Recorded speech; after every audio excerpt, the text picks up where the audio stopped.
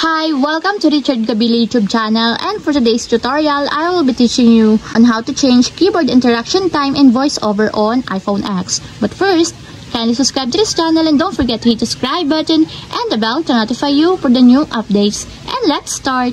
Using your iPhone X, from your home screen, first go to Settings.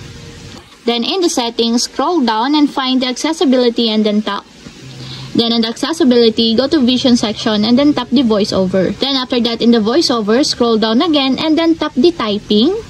Then in this part, in the typing, type the keyboard interaction time.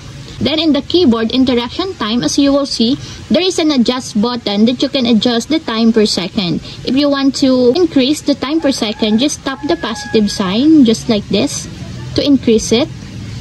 And if you want to lessen the seconds per time, just tap the negative sign, just like this. And take note, the amount of time to wait before voiceover can start slide to type or make use of alternative keys on the software keyboard.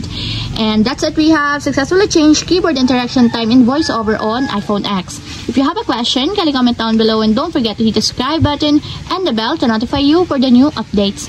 And thank you for watching!